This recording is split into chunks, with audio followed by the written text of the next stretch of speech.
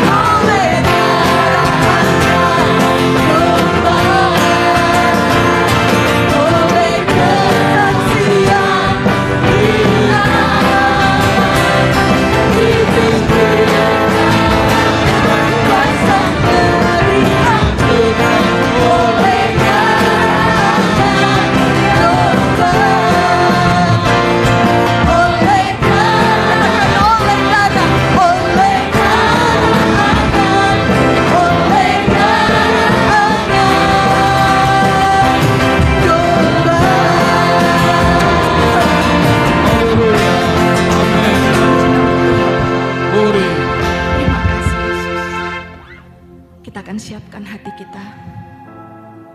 Kita mau masuk dalam hadirat-Nya yang kudus. Bapak Ibu Saudara, mari kita bangkit berdiri. Kita mau sungguh-sungguh masuk dalam hadirat-Nya yang kudus. Bertahtalah Allah Roh Kudus. Haleluya.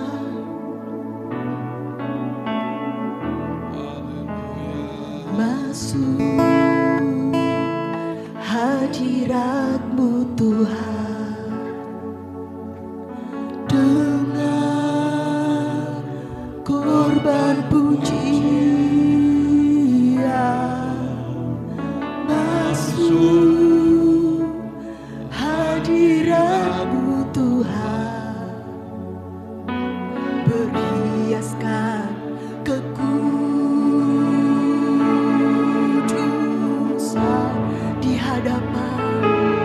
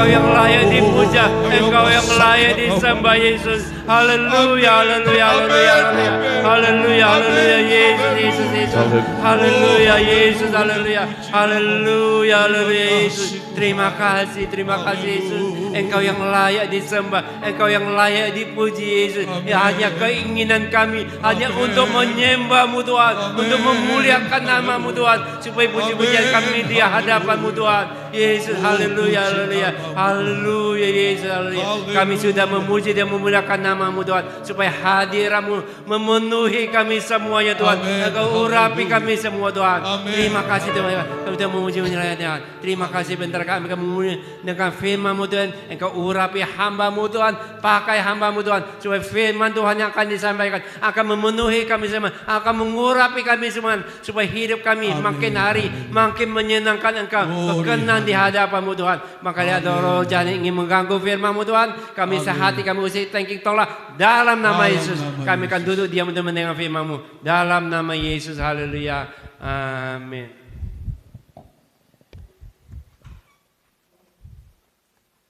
Puji nama Tuhan. Selamat pagi Bapak Ibu, saudara-saudari. Haleluya. Bisa dikecilin saja. Haleluya.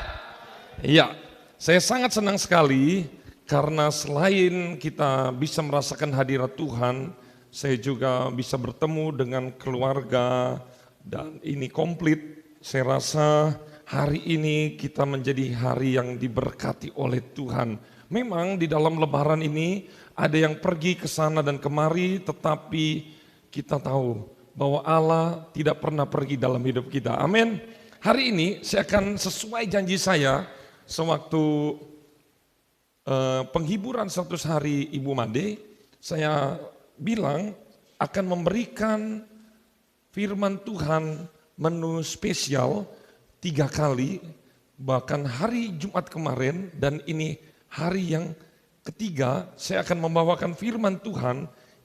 Dan kalau Bapak Ibu mendengar firman ini, tolong direspon, tolong jangan hanya menjadi pengamat, jangan hanya menjadi kritikus, tetapi menjadi pelaku-pelaku firman dengan praktek yang nyata.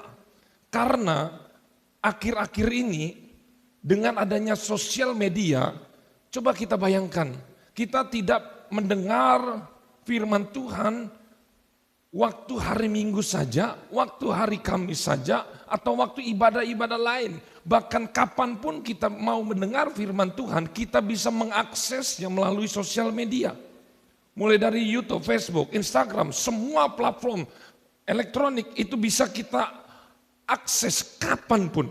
Tetapi pertanyaannya, ketika saya berdoa kepada Tuhan, dan ketika saya melayani, waktu itu di GPD Haleluya, ketika saya berdoa muncul 2 kata yang Roh Kudus kasih, tolong sampaikan, jangan sampai umatku obesitas rohani. Saya katakan, wah apa ini obesitas rohani? Dan dijelaskan, obesitas itu adalah orang yang kelebihan makan. Kelebihan makan gak ada masalah kalau dia dikeluarkan lewat aktivitas, setuju ya? Tetapi menjadi bahaya ketika dia banyak makan tapi tidak pernah mengeluarkan. Banyak orang Kristen mendengar khotbah setiap minggu, setiap hari. Bahkan sehari dia bisa mendengar sangat banyak firman Tuhan. Tapi tidak pernah ada yang dilakukan. Ini menjadi bahaya. Kita akan menjadi obesitas dan timbullah masalah-masalah, penyakit-penyakit rohani. Tetapi hari ini saya tidak akan membahas itu. Hari ini saya akan membahas mengenai tema, yaitu lanjutan dari hari Jumat kemarin. Hari ini saya lanjutkan dengan tema kuasa perkataan. Katakan sama-sama dengan saya, 1, 2, 3. Kuasa perkataan. Mari kita semua buka di dalam Amsal 18 sebagai ayat yang pertama. Saya suka kalau Bapak Ibu ketika mendapatkan sesuatu peneguhan firman Tuhan, Bapak Ibu langsung merespon, langsung praktek firman Tuhan ini dengan perkataan. Katakan amin, katakan haleluya, katakan puji Tuhan. Amsal 18 ayat yang ke 21. Mari kita bangkit berdiri semua sebagai ayat yang pertama. Sudah ketemu? Kita baca dalam hitungan ketiga. 1, 2, 3. Hidup dan mati dikuasai lidah. Siapa suka menggemakannya akan memakan buahnya. Silakan duduk. Di dalam terjemahan MILT di situ dikatakan hidup dan mati ada dalam kuasa lidah. Dalam terjemahan-terjemahan lain juga banyak mengutip ayat yang sama. Hidup dan mati ada dalam kuasa lidah. Ternyata lidah itu mempunyai power. Mungkin orang berkata dengan kekuatan tangan, dengan kekuatan kaki orang bisa mengalahkan. Tetapi tidak. Firman Tuhan katakan lidah itu berkuasa.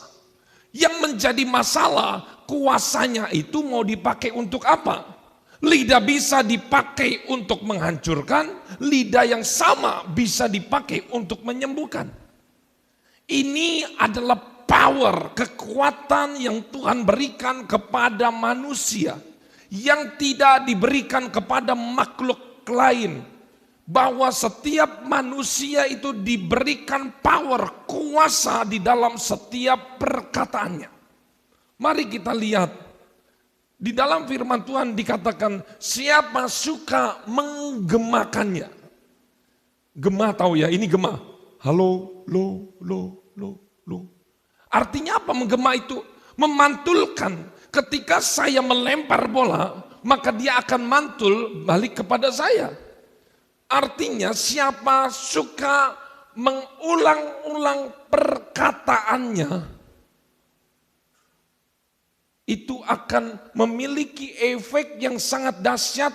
Pertama kali akan terkena dampak kuasanya itu kepada dirinya sendiri. Kita lempar kuat, maka bola akan kembali ke dalam diri saya dengan kuat. Makanya hati-hati menggunakan setiap perkataan kita. Karena perkataan kita akan terpantul kembali ke dalam diri kita. Hari ini saya akan bahas 3, sebenarnya ini satu bagian, satu khotbah. Tetapi 3 bagian saya rangkum menjadi 1. Kita masuk di bagian yang pertama. Ada 3 bagian dari kuasa perkataan. Yang pertama adalah kuasa perkataan yang kita terima dari orang lain.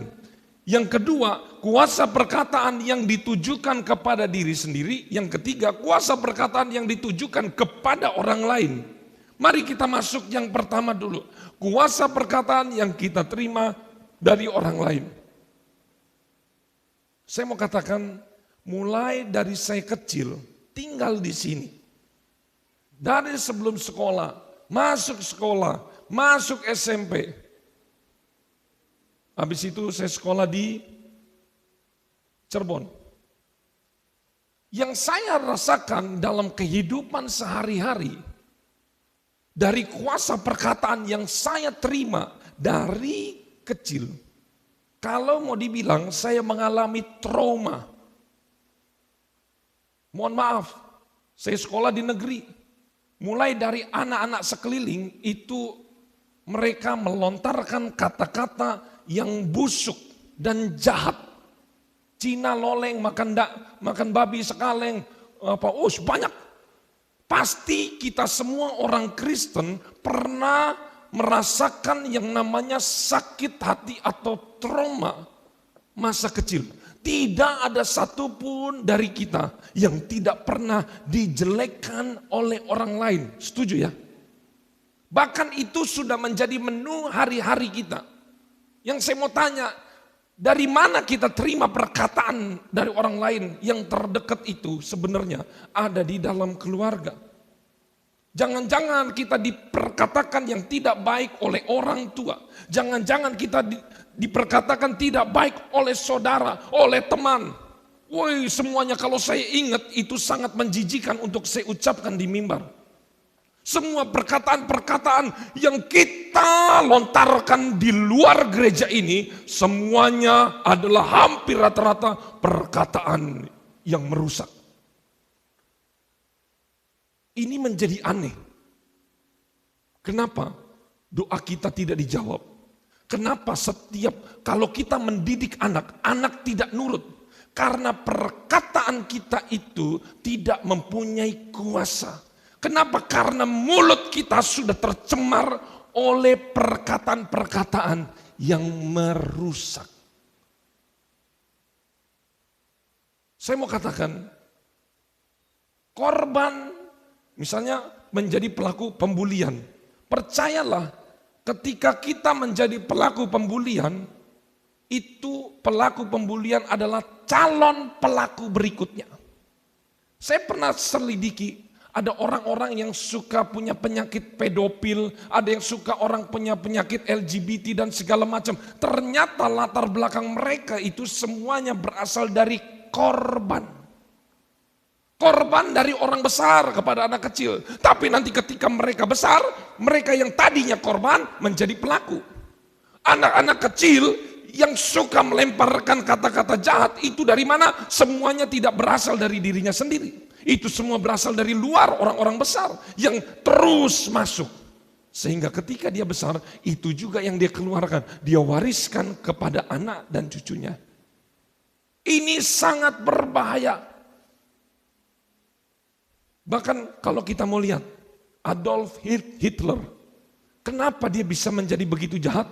Karena dia adalah korban pembulian. Karena dia adalah korban masa kecil yang tidak bahagia.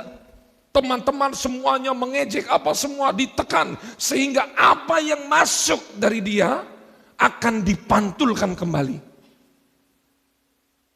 Ini sangat mengerikan. Tetapi sebaliknya.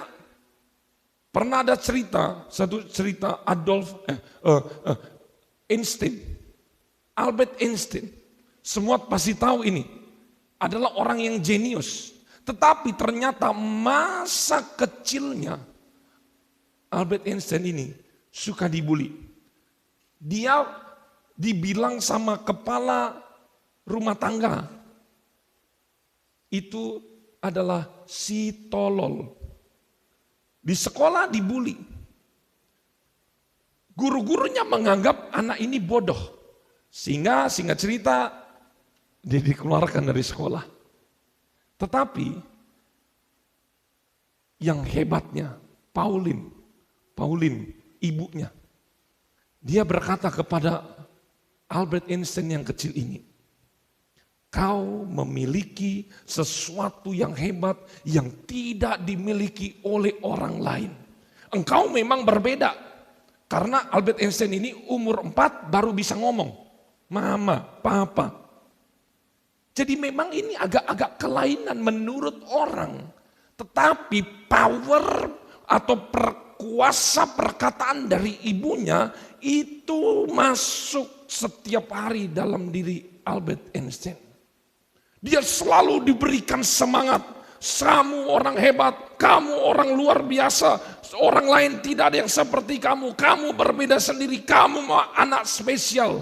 Maka kuasa perkataan ibunya itu terjadi di dalam diri anak itu.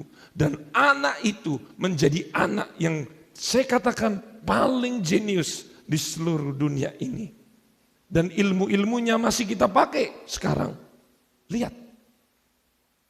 Kita mau pakai yang mana? Ketika saya katakan khotbahkan ini, mungkin kita berkata, oh ini cocok untuk suami saya, oh ini cocok untuk istri saya, oh ini cocok untuk anak saya, oh ini cocok untuk orang tua. No, ketika kita mulai berpikir begitu, berarti ada yang masalah dengan pikiranmu dan hatimu. Karena ini cocok untuk kita masing-masing. Ingat, jangan menjadi pengamat. Jangan menjadi komentator, mulailah mengkoreksi dengan diri kita sendiri. Tusuklah, bedahlah diri sendiri. Lihatlah apakah perkataan kita itu menyakiti orang lain. Berikut yang kedua, Kuasa perkataan untuk diri kita sendiri. Ini biasanya cocok untuk orang-orang yang minder, untuk orang-orang yang kurang percaya diri. Saya mau katakan, kenapa saya membahas masalah ini, kuasa perkataan? Karena sebabnya mayoritas tubuh manusia itu terdiri dari air. Ya. Manusia itu terdiri dari air, bahkan anak bayi itu kadar airnya paling besar hampir mungkin 80%. Semakin dia bertumbuh, semakin berkurang. Tetapi meskipun dia sudah tua, tetap mayoritas persentase tubuh manusia itu mayoritas isinya adalah air. Dr. Masaru Emoto pernah menguji coba. Ada air-air yang isinya didoakan, air-air yang diperkatakan positif, perkataan baik, dan ada air yang dijelek-jelekin. Ada air yang diperkatakan busuk. Air dari sumber yang sama setelah dites. Nanti Bapak Ibu bisa lihat di Google, Dr. Masaru Emoto. Air yang diperkatakan baik, itu membentuk kristal. Wih, keren. Betul-betul polanya itu sangat bagus, sangat cantik. Padahal air kan benda mati. Tetapi air yang sama diperkatakan buruk, dia menjadi tidak beraturan. Dan air ini mulai menjadi rusak. Ini bukan orang rohani, ini orang Jepang. Tetapi dia sudah membuktikan bahwa air pun bisa bereaksi dari setiap perkataan yang dikeluarkan. Karena apa? Karena air merespon getaran, air merespon energi dari setiap perkataan. Oleh karena itu caranya supaya kita bisa membangun diri sendiri adalah perkatakan yang baik. Misalnya begini, kita tinggal di dalam satu lingkungan yang suka menjelek-jelekan kita. Aduh, semua keluarga menjelek-jelekan, ngomongannya itu enggak bagus. Yang harus kita lakukan adalah menangkis. Cara menangkisnya adalah kita harus memperkatakan. Ingat, memperkatakan artinya keluar suara. Bukan ngebatin. Bukan mensupport, katakan dalam hati, saya hebat. No, itu tidak akan berefek. Yang harus engkau kerjakan adalah mengeluarkan suara. Karena di dalam suara ada gelombang, ada frekuensi yang akan bekerja dan itulah kuasa perkataan. Contohnya bagaimana? Sama seperti Daud. Daud ketika dia tertekan oleh ibu bapaknya, keluarganya, oleh musuh-musuhnya di sekitar. Dia berdoa dan dia bermazmur, dia berkata, hai jiwaku, mengapa engkau tertekan? Berharaplah kepada Tuhan. Tuh lihat. Dia sedang membangun dirinya sendiri dengan perkataan-perkataan firman. Ketika dia mengalami kegelapan, mengalami himpitan, Daud berkata, Tuhan adalah terangku dan Tuhan adalah keselamatanku. Siapa aku harus takut? Aku hanya takut kepada Tuhan. Lihat, ketika dia di dalam lembah kekelaman, Daud berkata, Tuhan gembalaku, takkan kekurangan aku. Ada banyak mazmur. Tahu kenapa Daud berkata seperti itu? Karena dia mengalami tekanan. Justru ketika dia mengalami tekanan, orang-orang tidak bisa mensupport dia. Yang harus dia lakukan, yang dia harus katakan, membangun diri sendiri. Mulai dengan memperkatakan. Manusia diciptakan segambar dan serupa dengan Allah, bukan? Yang ingin saya tanya, manusia, langit dan bumi diciptakan dengan apa? Tuhan menciptakan dengan apa? Firman. Tuhan berkata, Tuhan berfirman. Artinya Tuhan mengeluarkan suara. Ada gelombang, ada frekuensi sehingga itu terjadi. Dan hebatnya, di dalam perjanjian baru dikatakan, firman itu telah menjadi manusia. Siapakah firman itu? Yesus. Jadi harusnya kalau kita menjadi sama dan segambar serupa dengan Yesus, artinya setiap perkataan yang keluar ini harus perkataan Kristus. Amin. Tetapi bahaya, inilah justru jebakan-jebakan iblis. Dia itu tidak mau manusia menjadi berkuasa, manusia menjadi powerful. Tapi dia mau menghancurkan. Caranya apa? Caranya rusak sumbernya, rusak mata airnya. Di manakah mata airnya? Di dalam hati yang keluar.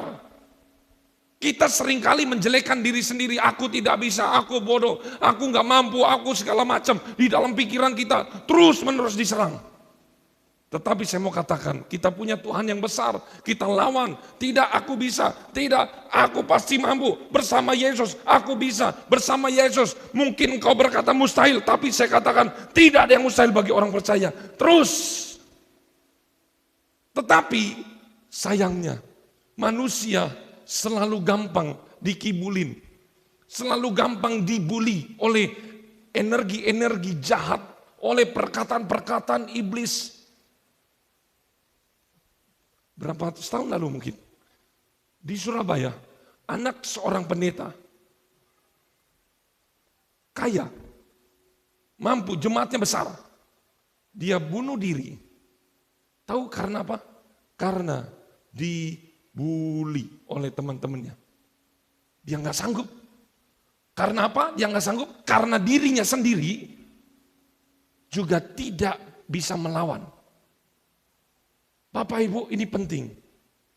Saya kalau mengikuti perkataan-perkataan yang orang-orang di sekitar saya terus mengatakan jelek. SMA, jalan saya nunduk. Saya bongkok.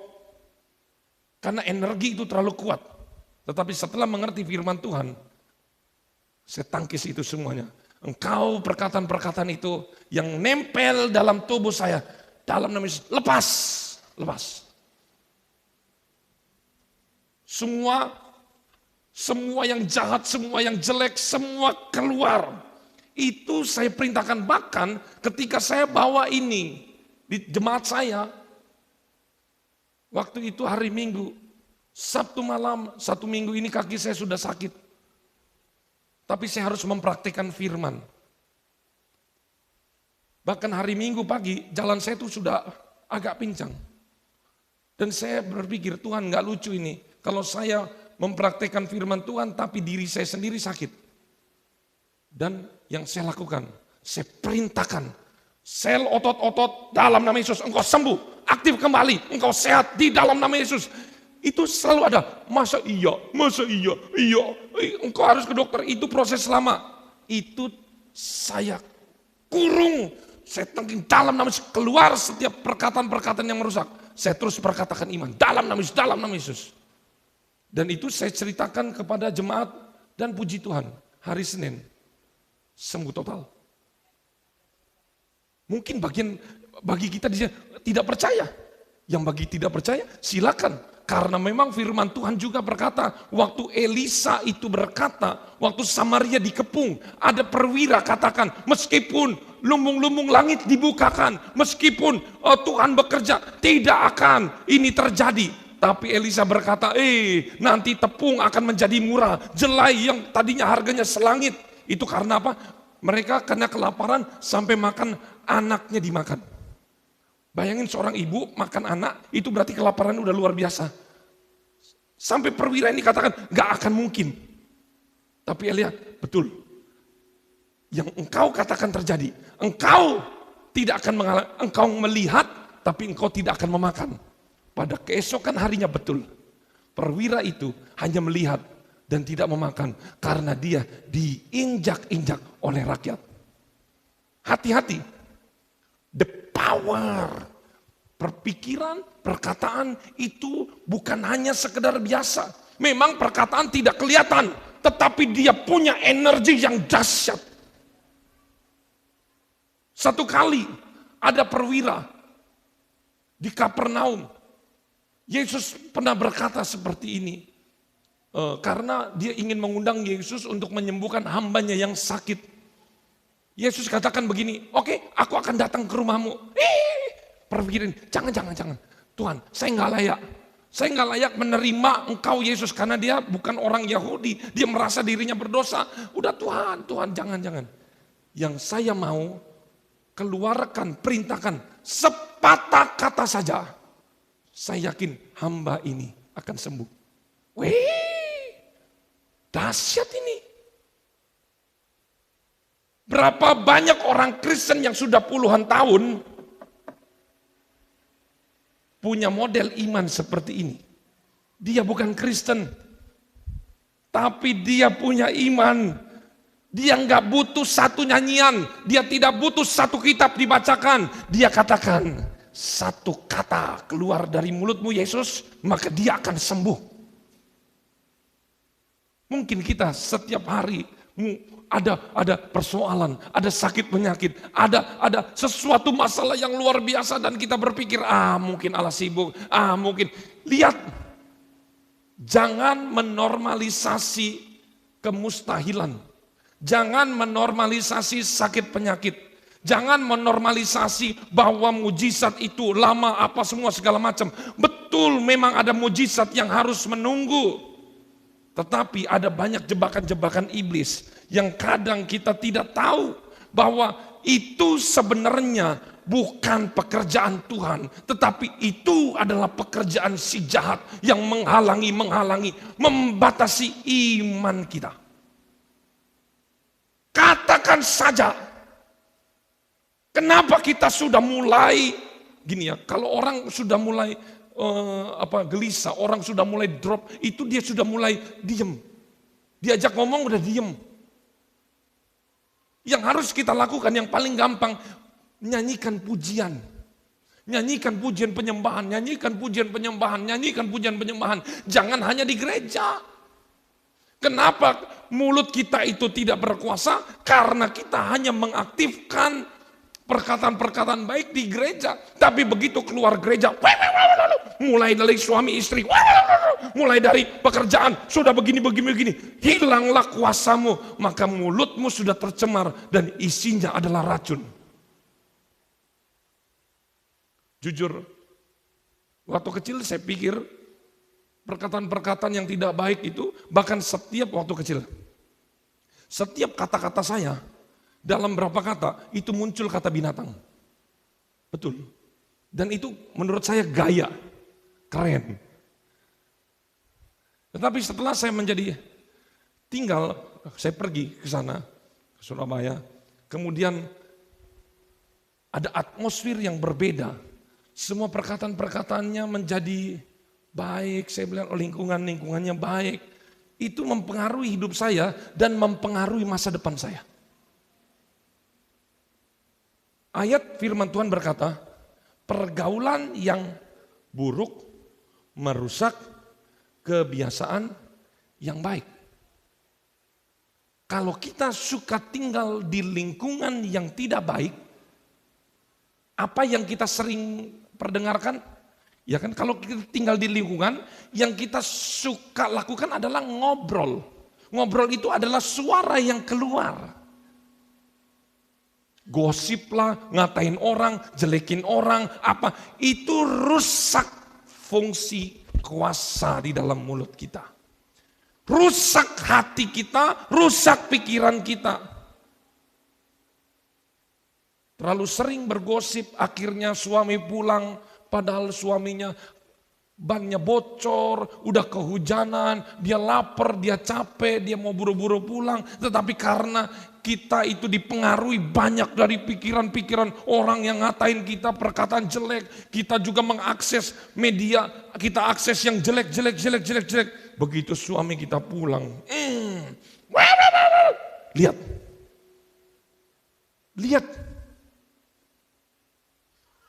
Ini pasti terjadi, gak ada rumah tangga yang baik-baik aja. Saya yakin semua yang menikah pasti akan mengalami pertengkaran rumah tangga. Dan hampir rata-rata saya selidiki, cuman karena salah paham. Cuman karena apa? Perkataannya yang tidak memberkati. Ini mengerikan. Saya mau pesan kepada istri-istri, Gunakanlah perkataan yang baik untuk suamimu. Kamu tidak berguna, kamu begini, kamu memang rumah tangga tidak bertanggung jawab, kau apa segala. Maka terjadilah seperti perkataanmu. Tetapi saya mau katakan, ketika kita katakan, wih kamu hebat, kamu ganteng, kamu pintar, kamu luar biasa, kamu diberkati masa depannya, wah segala perkataan yang baik kita katakan. Maka percayalah, ekonomimu pun akan berubah. Sifat suamimu akan berubah. Sifat anak-anak kita juga akan berubah. Hanya dari perkataan yang baik. Efesus 4 ayat 29 bagian ketiga. Kuasa perkataan yang ditujukan kepada orang lain. Efesus 4 ayat 29. Janganlah, kita baca bersama-sama 1, 2, 3. Janganlah ada perkataan kotor dari mulutmu. Sampai situ dulu. Kata kotor itu dalam bahasa aslinya sapros. Katakan bersama, sapros. Saya pikir sapros itu adalah kata yang meso-meso. Menurut Jawa Timur itu meso-meso. Meso-meso itu kalau di sini umpatan-umpatan binatang. Semua binatang dikeluarkan. Setiap perkataan binatang. Oh bagi binatang. Pokoknya perkataan kotor. Tapi bukan itu. Bukan hanya itu. Kata sapros itu artinya adalah perkataan jelek atau perkataan negatif. Yang berikutnya adalah perkataan yang tidak berguna dan tidak bermakna atau asbun. Ini seringkali dilakukan oleh kita sehari-hari di rumah. Sesama saudara kita asbun. Kita menyatakan perkataan-perkataan nggak berguna. Di dalam hubungan suami istri ada perkataan-perkataan yang nanti ujung-ujungnya, ya kan bercanda, ya kan ngeprank, prank-prankmu. Jangan ngeprank, jangan bercanda-bercanda. Karena setiap yang keluar dari mulutmu, itu ada pisau yang tidak terlihat, itu tusuk. Coba saya mau nanya, ketika kita punya sakit hati masa kecil, masih ingat gak? Diomongin apa oleh orang lain? Masih ingat? Masih ingat. Masih kecil saya masih ingat semua. Bukan berarti saya tidak mau melepaskan pengampunan, tapi kalau nggak ingat berarti ada kelainan dalam otak saya. Betul kan? Hati-hati menggunakan perkataan ini. Makanya firman Tuhan katakan, biarlah engkau banyak mendengar dan sedikit berbicara. Ketika engkau emosi dan segala macam, tariklah napasmu.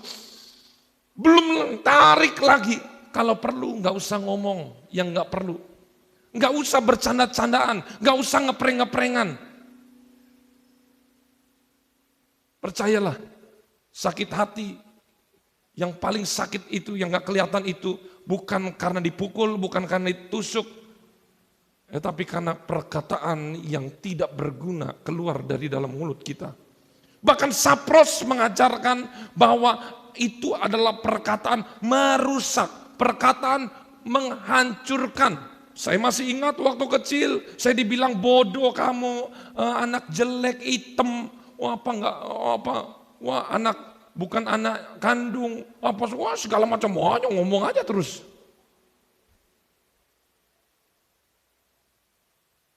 Bahkan berapa minggu lalu saya dapat telepon. Saya sudah dapat ayat ini, firman ini saya sudah dapat. Tapi di dalam telepon itu, dia ada seorang yang telepon setengah jam lebih. Itu tahu Bapak Ibu, energi saya kesedot. Kayak kesedot energi. Kenapa? Karena setiap perkataan yang keluar itu busuk. Perkataan yang dia lontarkan itu memang bukan untuk saya, tetapi karena kayak gak nyaman. Seperti ikan air asin lompat ke danau air tawar. Sama-sama air, tapi ikan itu lama-lama akan mati. Tidak nyaman. Biasanya atmosfer saya adalah kata-kata yang membangun. Tetapi ketika saya dapati itu, energi saya kesedot. Kapan habisnya nih? Kok panas kuping hati semuanya? Ketika udah begitu, udah selesai, udah menyembah Tuhan. Itu seperti kayak kesedot. Bapak Ibu pernah kalau misalnya dekat sama seseorang, Bapak Ibu rasa capek, ngomong sama seseorang rasanya pegel, energinya kesedot, hati-hati. Karena firman Tuhan jangan bergaul dengan orang-orang seperti pergaulan yang buruk merusak kebiasaan baik. Itu mengerikan. Dia tidak kelihatan, tetapi dia berdampak besar. Ini mengerikan. Karena satu perkataan bisa muncul perdamaian, satu perkataan bisa muncul peperangan. Betul kan yang terjadi di dunia ini? Karena apa? Perkataan. Lihat ini, sapros, perkataan yang kotor. Lihat berikutnya, tetapi pakailah perkataan yang baik. Bukan hanya baik aja, tapi perkataan untuk membangun. Di mana supaya mereka yang mendengarnya beroleh kasih karunia. Kata kasih karunia, karis, itu sama seperti Tuhan sudah memberikan anugerah kepada saya, investasi kekayaan yang luar biasa di dalam mulut saya itu seperti punya harta. Nah, setiap perkataan saya yang saya katakan misalnya kepada ponakan saya Billy, ini sama seperti saya melemparkan buah karis. Nah, coba saya lemparkan dan ponakan saya makan karis itu. Ketika saya perkatakan karis, perkataan yang baik, saya katakan masa depanmu diberkati. Dan ketika dia memakannya, maka akan berefek dahsyat kepada pertumbuhan rohaninya. Bahkan masa depannya itu akan berubah karena dia memakan buah yang ada dalam diri saya. Dan betapa dahsyatnya ketika orang-orang tua punya karis ini. Punya buah yang kita berikan kepada anak kita terus menerus, maka dahsyat yang akan terjadi dalam rumah tangga kita. Saya katakan pernah mendengar khotbah dan hamba Tuhan ini berkata, mimbar itu adalah panggung sandiwara. Dan pernah juga saya katakan kepada waktu pelajaran pertemuan-pertemuan hamba Tuhan, saya pernah katakan ini, saya nggak takut khotbah di hadapan ribuan orang. Yang saya takut kalau saya khotbah di depan istri saya dan di depan anak-anak saya. Karena setiap perkataan saya itu akan mereka koreksi. Ketika tidak betul, maka itu menjadi balik menusuk diri saya dengan sangat dalam. Satu ketika saya dengan istri lagi punya salah pendapat, ribut.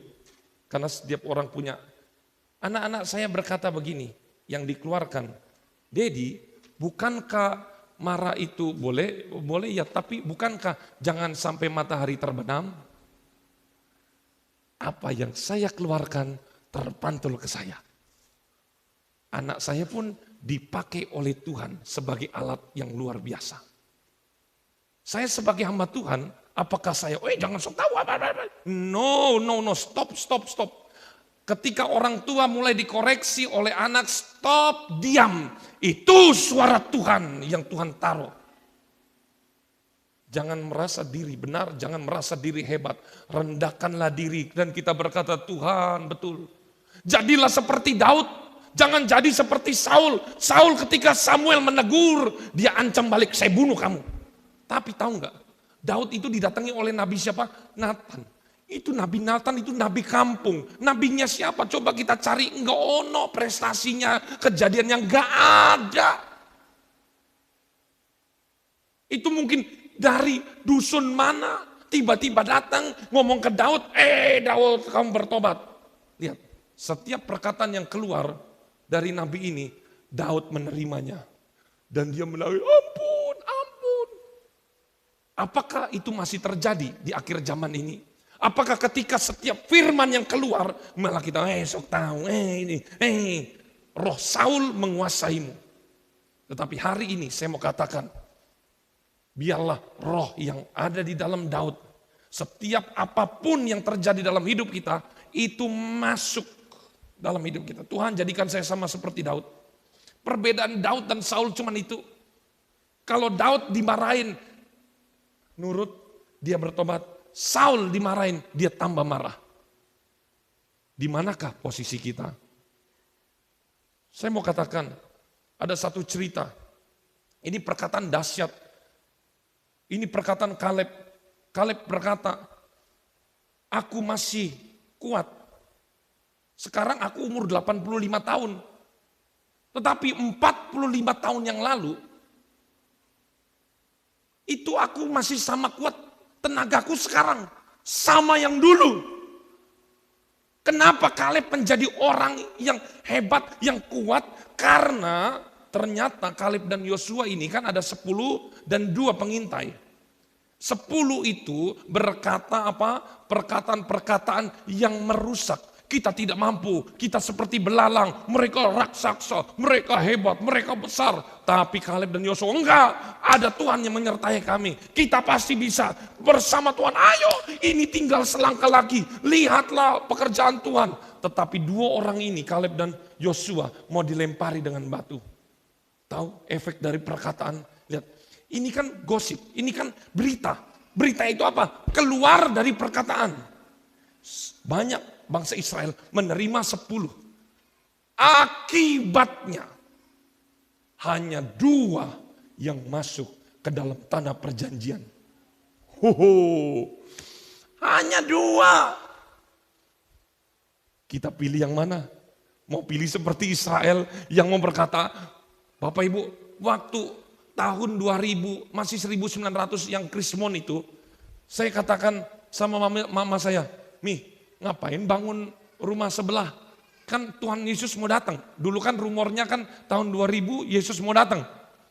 Ya kan, seperti itu.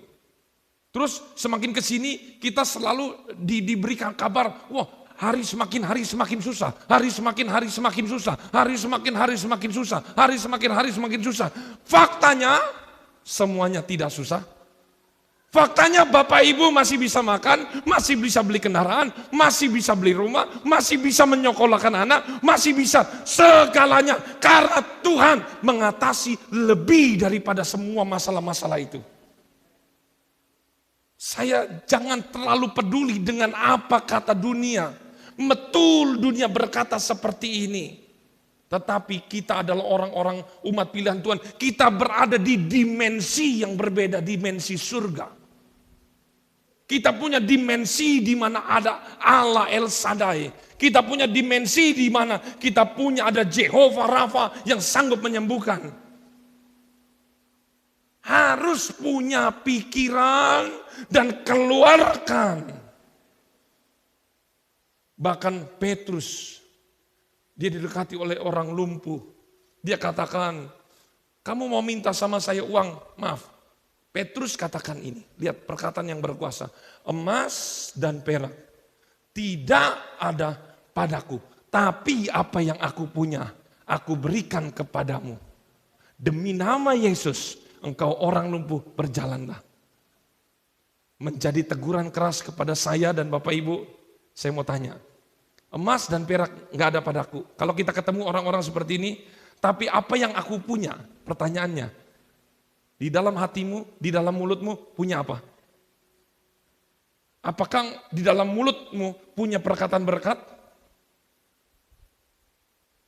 Apakah engkau sepanjang seminggu ini banyak mengeluarkan kata-kata berkat yang engkau akan berikan kepada orang lain atau perkataan-perkataan merusak? Lihat, dengan perkataan semua bisa dirubah menjadi rusak. Bahkan iblis tahu metode ini. Makanya iblis mencobai Tuhan Yesus 3 kali. Dengan apa? Perbuatan? Tidak. Iblis memakai metode mencobai Yesus dengan apa? Perkatakan firman. Jangan mau dibodohin iblis. Kalau ada perkataan, kamu tidak layak, memang kamu itu orang gak berguna. Udahlah, ngapain jadi Kristen setengah-setengah. Udahlah, ngapain kamu sungguh-sungguh, nanti kamu berdosa lagi. Apa segala macam. percayalah itu bukan dari Tuhan. Tapi engkau yang harus engkau katakan perkataan firman, hai iblis, di dalam roh dunia ini tidak ada yang lebih besar dari ada roh yang ada di dalamku. Engkau keluar, aku telah dibeli dengan darah yang mahal, dengan lunas terbayar. Aku adalah anak Allah, engkau bukan anak Allah, engkau keluar. Saya dilayakan, saya dikuduskan, ada Allah yang beserta dengan saya. Selalu perkatakan ketika kita dalam kritis, tolong dan saya mohon, jangan mengeluarkan, aduh, payah iki, aduh, mati saya, aduh, gak sembuh-sembuh. Lihat, awas, karena perkataanmu mengandung gelombang dan frekuensi yang akan terpantul ke dalam dirimu. Ketika tokomu seret, ketika segala sesuatu yang dalam diri kita sedang mengalami masalah ekonomi, betul secara fakta memang kita itu lagi gak baik-baik. Tapi haruslah kita memperkatakan firman, Tuhan akan mengadakan. Ketika saya gak ada berkat, saya selalu bilang kepada diri saya, tenang, berkat lagi OTW, belum nyampe tapi udah jalan. Amin. Berkatnya lagi udah jalan. Terus kalau kita, nggak bisa, itu nanti malaikat membawa berkatnya. Oh ya udah kalau nggak mau balik lagi. Yang harus kita lakukan, kita sambut buka lebar-lebar. Tuhan saya percaya, supaya diberi energi. Itu pembawa berkat. Energi apa? Roh Kudus, ada frekuensi yang sama terus menerus. Lihat, inilah yang harus kita lakukan. Bapak Ibu percaya nggak? Ishak itu di daerahnya sedang mengalami kekeringan, semuanya panen, gagal panen. Tapi kenapa dia bisa berhasil? Karena dia percaya Tuhannya Tuhan besar. Dia selalu katakan firman. Tahu kenapa Bapak Ibu, kenapa Yakub itu merebut hak kesulungan dari bapaknya? Karena hak kesulungan itu tidak ngebatin dalam hati. Bukan hanya sekedar tumpang tangan. Tetapi yang efek dahsyatnya, bapaknya mengeluarkan perkataan. Lihat, bapaknya mengeluarkan perkataan kepada anaknya. Engkau diberkati, engkau sukses, masa depanmu, semua segala macam. Itu yang terjadi. Bahkan dengan perkataan Musa, batu terbelah. Tahu nggak Bapak Ibu, ada 2 kali kejadian bangsa Israel sedang mengalami kekeringan. Yang satu, Tuhan katakan, pukullah batu itu dan katakanlah kepada batu itu supaya air itu keluar. Itu yang pertama, pukul, katakan. Yang kedua, Tuhan mempunyai cara yang berbeda. Udah nggak usah pukul-pukul lagi. Speak, kamu ngomong, kamu perkatakan. Tahu kenapa? Karena saya dan Bapak Ibu segambar dan serupa dengan Allah.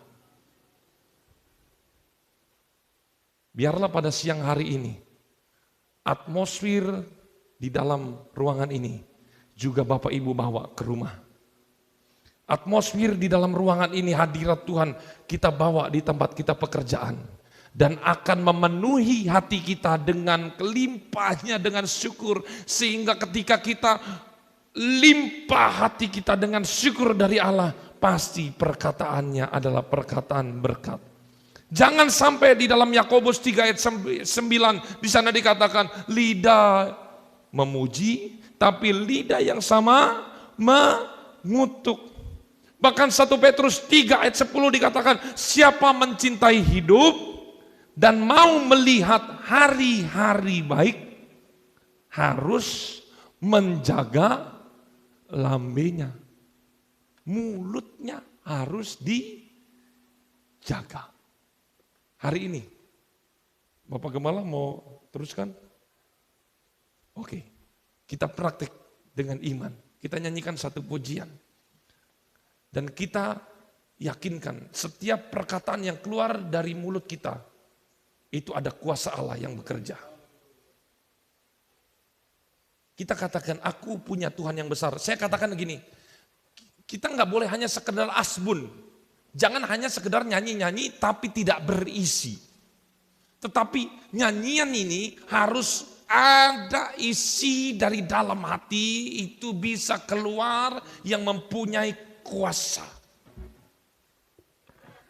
Karena kita yakin setiap perkataan-perkataan orang percaya itu tidak akan kembali dengan percuma. Aku turunin.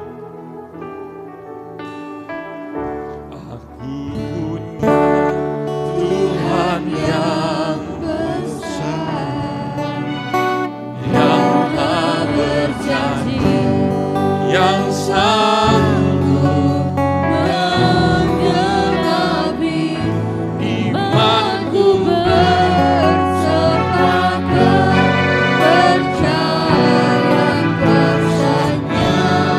Ku terima sekarang.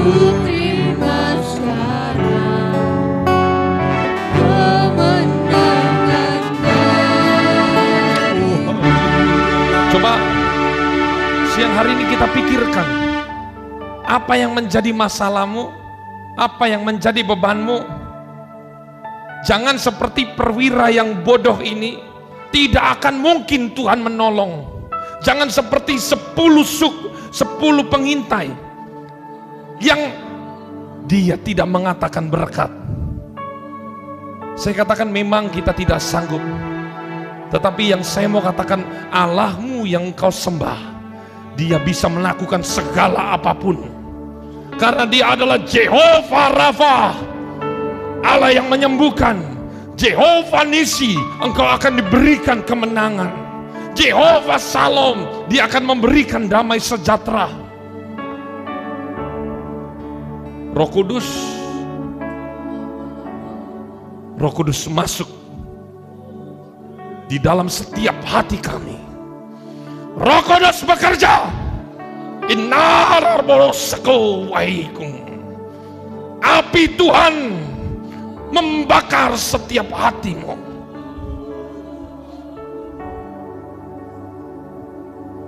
Di dalam Kisah Rasul 2 ayat 4, maka penuhlah mereka dengan Roh Kudus dan mulailah mereka berkata-kata. Kata-kata Petrus punya kuasa. Perkataan mereka murid-murid penuh dengan kuasa. Ketika engkau penuh dengan Roh Kudus, engkau ada kuasa dan akan memperkatakan kata-kata mujizat yang dari Tuhan. Aku punya Tuhan yang besar.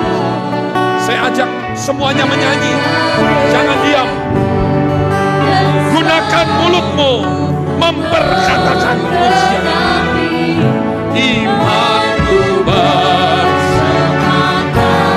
percaya kuasa-Nya. Ku terima sekarang. Singer semuanya berhenti. Kemenangan. Saya mau jemaat saja. Musik dipelan.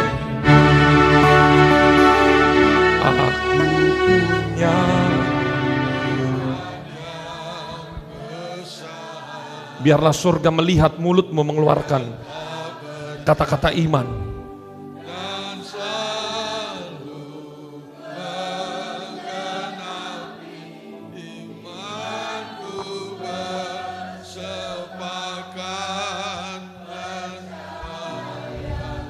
Api Tuhan masuk.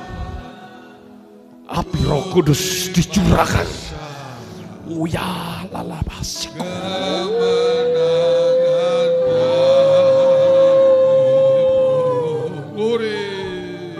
Bagi Tuhan. Jangan ragu, jangan ragu. Katakan bagi Tuhan yang kuat. Mujizatnya.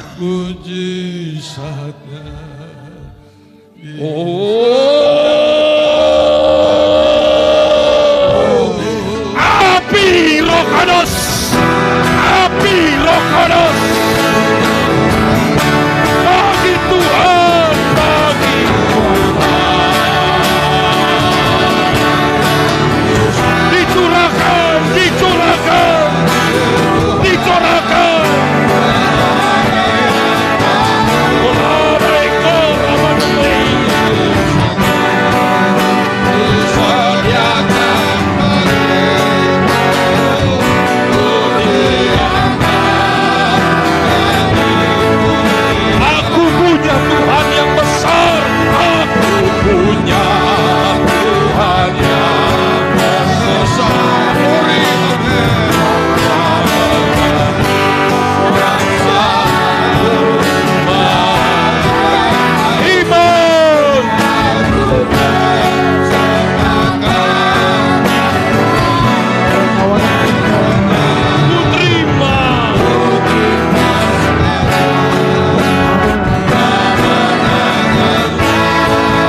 Katakan aku punya. Aku punya. Kuasa yang telah berjanji.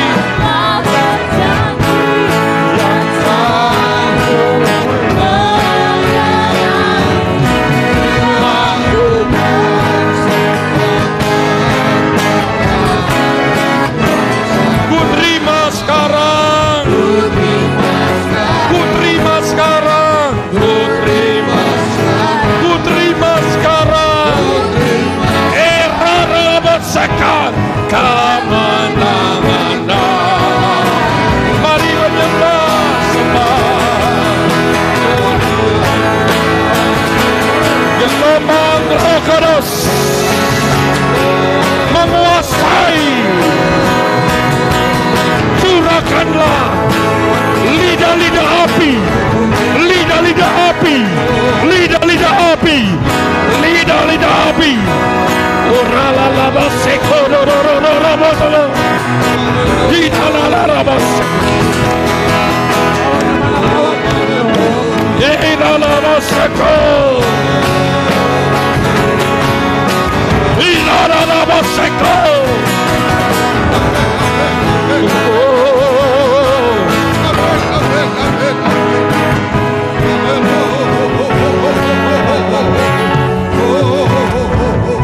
Bapak Ibu tahu cerita tembok Yeriko? Tembok Yeriko adalah masalah yang besar bagi bangsa Israel. Tetapi firman Tuhan katakan, ketika mereka bersorak, mereka memperkatakan, mengeluarkan suara, bersorak memuji Tuhan, maka tembok itu runtuh. Pada siang hari ini ada tembok-tembok Yeriko di dalam rumah tanggamu. Saya perintahkan, bersorak, bersorak, bersorak, bersorak.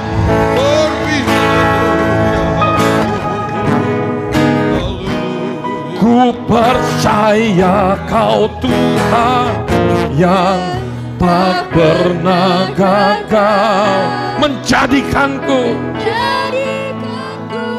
lebih dari ku percaya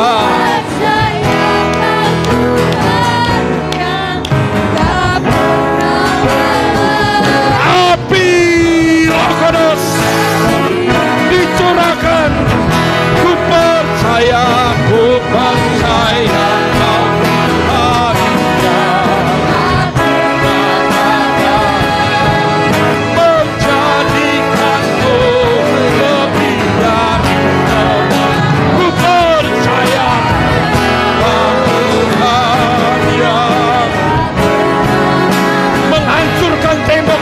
Yeriko.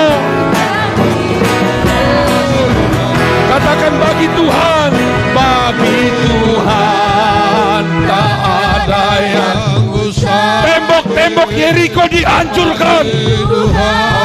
Goliat dihancurkan. Walalala baseko disediakan bagiku. Tidak ada yang mustahil. Karena aku punya Tuhan, aku punya Tuhan yang besar, yang telah berjanji, yang sah. Urapan Allah mengalir, hadirat Roh Kudus dicurahkan. Ku terima, ku terima, ku terima, ku terima, ku terima. Terima kuasa, kemenangan, sembah, sembah, sembah Tuhan, sembah Yesus. Hadirat-Mu bekerja, hadirat-Mu, kuasa Allah, kuasa Roh Kudus dicurahkan, mengalir, mengalir, Haleluya. Haleluya.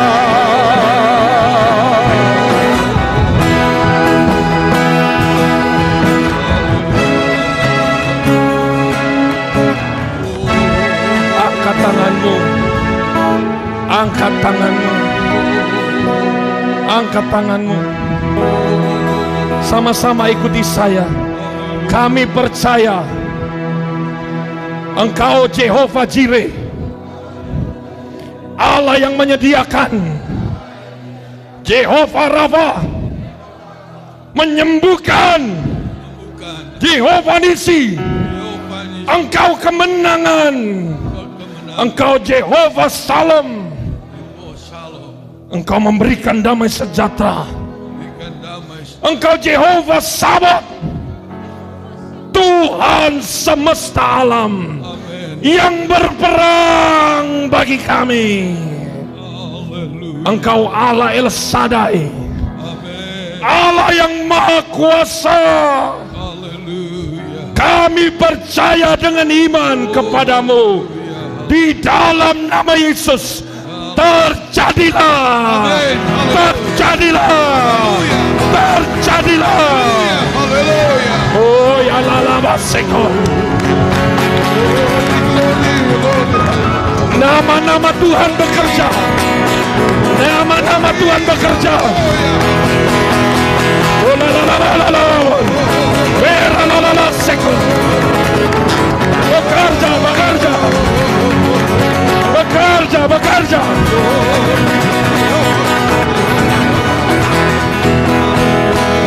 Ketika nama-nama Tuhan diserukan, maka kuasa Allah di tempat yang maha tinggi turun.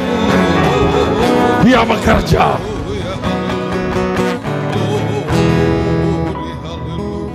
Mulai hari ini,